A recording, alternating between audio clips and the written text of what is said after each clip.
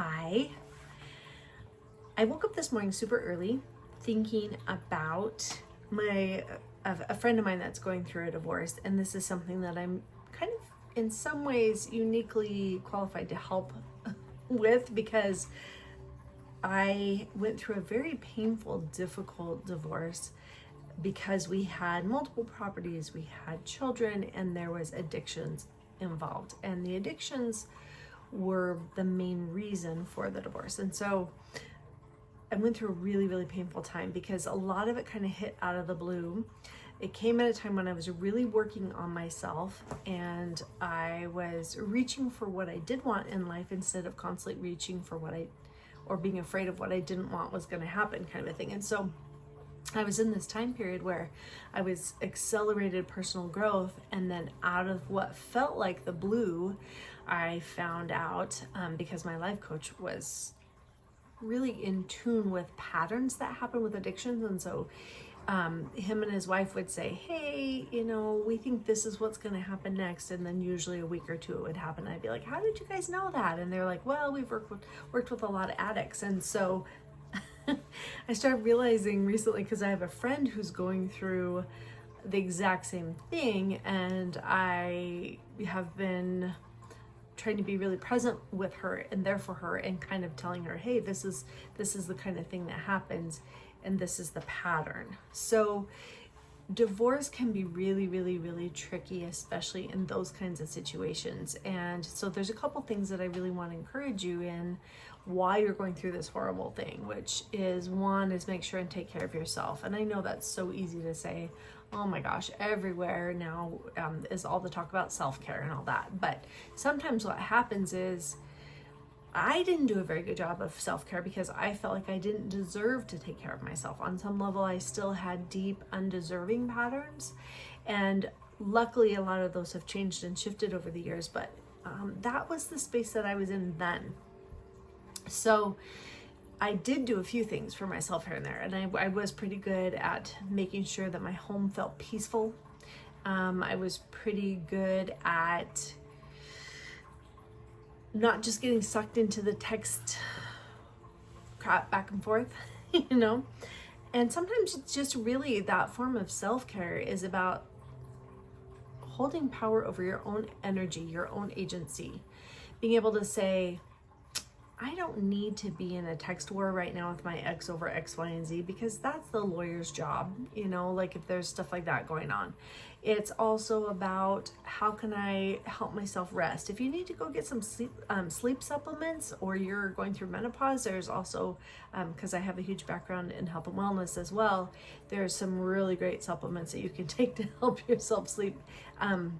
Things like I take L-tryptophan. When I hit menopause, that was incredibly helpful, and it's the same compound that's in turkey. So after Thanksgiving, when we all get tired and we get sleepy, it's that L-tryptophan. So there's things that you can do to kind of help with that, but make sure you're staying rested. Make sure that you are letting yourself cry. So one of my biggest things that I didn't realize is that sadness will get trapped in our body, typically in the lungs. A lot of times you'll have typical lung issues, whether it's asthma or you get constantly respiratory sick, because sadness has to flow through the body.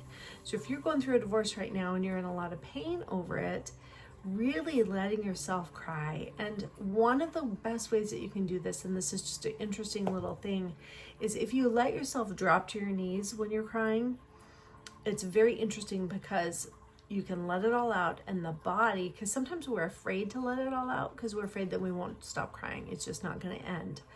But when you drop to your knees and you let it out that way, it's like you become more grounded and the body goes, okay, now it's been released out, I'm done. And your body can tell you that you're done.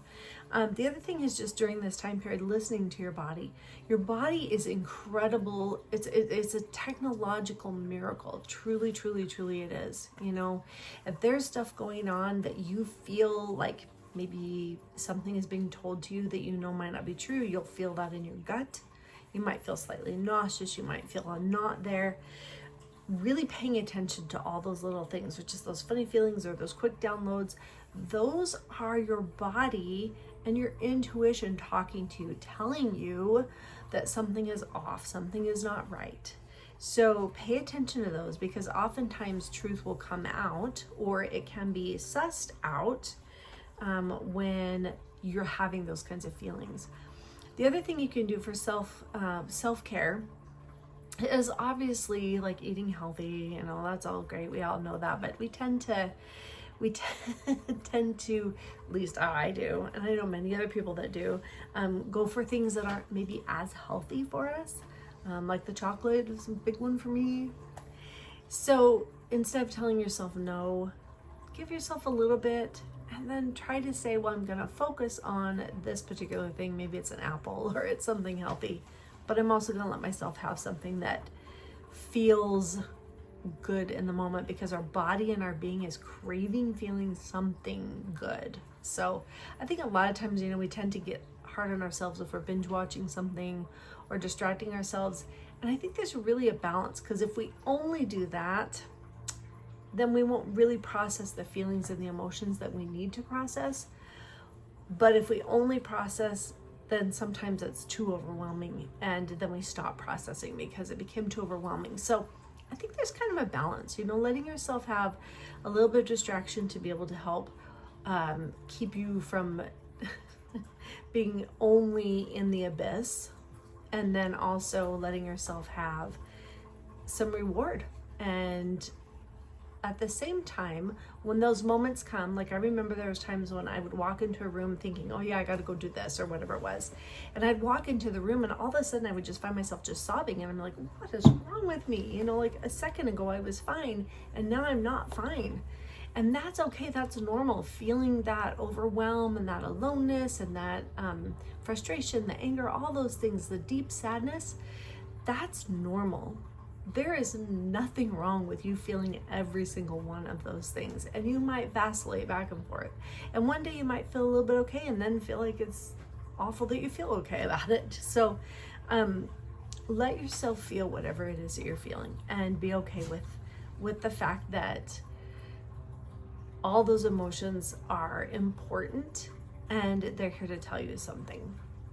So a lot of the times, again, when you're trying to do some self-care, sometimes that can be really best done in the form of journaling, just writing it all down. I mean, I remember times when I was super mad and I'd be writing massive letters, like, I am not happy, or whatever it was that I was feeling at that time. And so really, we need that outlet. So other self-care practices might be going and getting a massage. I mean, there's so much stress involved. And when the body is starting to hold on to some of that stuff, if you can get a massage, then a lot of times that cues the body that it's safe to relax for a little bit, and then it can release some of the sadness during that as well. So these are some really important reasons why self-care is important, because you don't want to have health problems due to your emotional intensity that you're going through. I mean, this is an intense time, and it's really easy to feel alone. So definitely reaching out to your friends. And sometimes that can even be hard, because in a divorce situation, a lot of times your friendships change.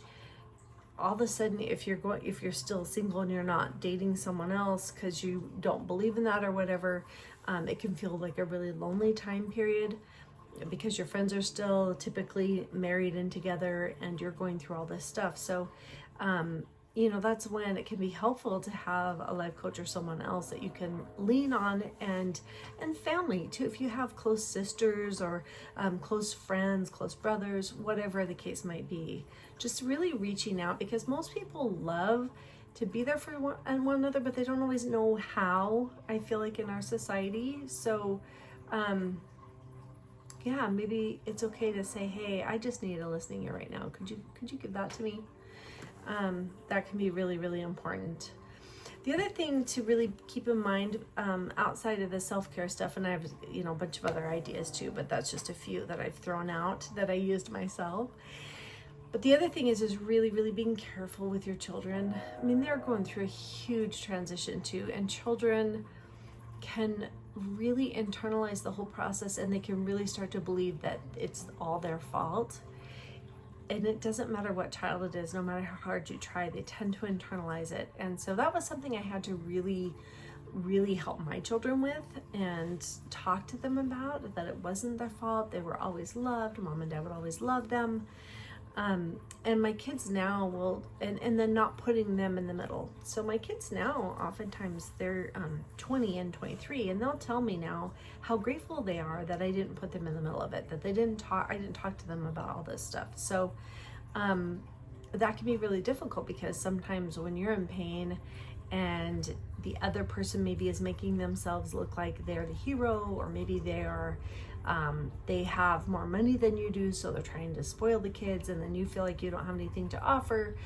There's a lot of things that can come with that. And so just realizing that what kids need the most during this time period is for you to feel with them. When I taught Circle of Security Parenting, it was probably one of the most powerful things that I ever experienced, because I grew up in a home where I was very uncomfortable with anger, and anger was terrifying to me. So when my kids were angry, I would shut down. I didn't know how to be there for them or be present with them. And my youngest in particular, he would come home and maybe he had felt teased or bullied a bit at school, and I would be trying to understand it myself and trying to help him understand it, but that's not what he needed. He needed me to just feel with him. And so when I started doing that, usually he would come home, slam the bathroom door, go in there and cry, and I would just go and sit outside the bathroom door, and I would say, "Hey honey, I am so sorry you're going through this, and I'm just gonna feel that anger with you, and I'm gonna feel the sad with you, and I'm so sorry. And if you want to come out, great, but if not, I'm just going to feel it with you." And I would sit outside that door, and usually pretty soon he would crack open the door and he'd come out and he'd put his head on my shoulder, and we would just cry together or just be together in those moments. And it completely shifted everything for us, because I was finally giving him what he needed in that overwhelm. And when there's a divorce situation, your child is going to be in the middle of a lot of overwhelm. And sometimes they might act out and take it out on you. And part of that, especially if you're a mom, a child's body, remember how earlier I was talking about the technology of the body? A child's body actually knows that it is not safe for them to lose it when it comes to teachers, authority figures, sometimes even the father, or whatever. And so they cannot let themselves let their hair down, so to speak, until they're in the presence of someone that is safe and someone that feels like home. And for moms, this can be so difficult, because especially if you've got multiple children, you're really busy trying to hold that space for them.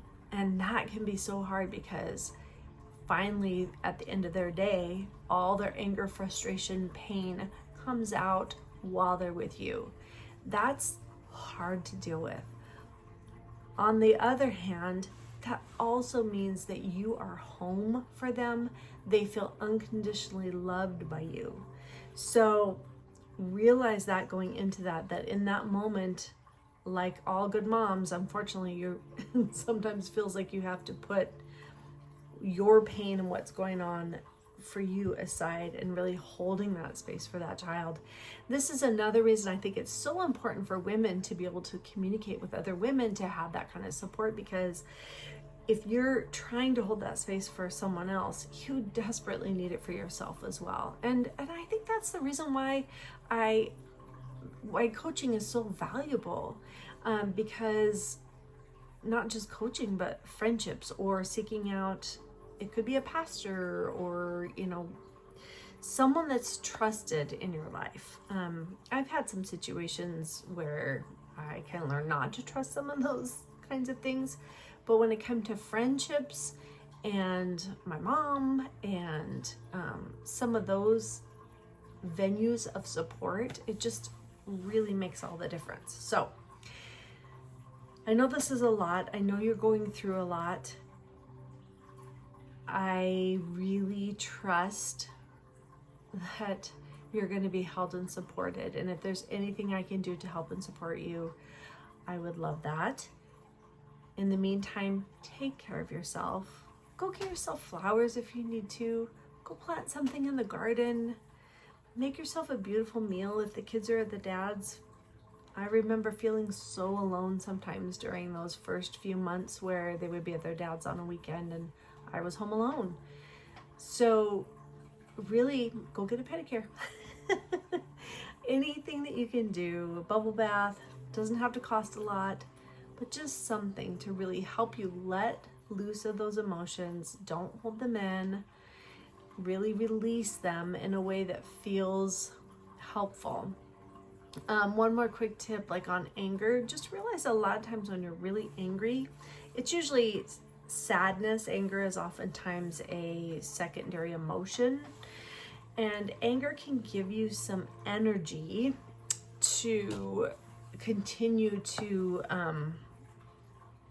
continue going and to continue fighting if you need to fight for yourself on some level, but just learning to use it in a way that actually furthers your cause rather than destroying your cause, if that makes sense. So, you know, when it comes to the things that you might be writing for court documents or telling your lawyer or whatever like that, just always really keeping in mind that a lot of that stuff to them, it doesn't matter. What they're looking for is how do we split things up. And so just, it can be really difficult to hear, excuse me, things about yourself that aren't true, that are being told to someone in authority and you know they're not true, or all those kind of things. And so when anger comes up, you know, being able to, I mean, I had times when I would go and punch a pillow, you know, finding ways to release it, recognize that actually you're really sad about where this has gone, sad about being treated that way or whatever. Let yourself feel all those things. Honor your emotions, honor what you're going through, and honor what your body is trying to tell you about those. And the more you can do that, those little tiny things, you'll find that you start to get better more quickly. And again, I'm really sorry that you're going through this. If there's anything I can do to help, let me know. And I'll continue to put out information about topics that hopefully will be really helpful and hold you in space of care. All right. Best of luck.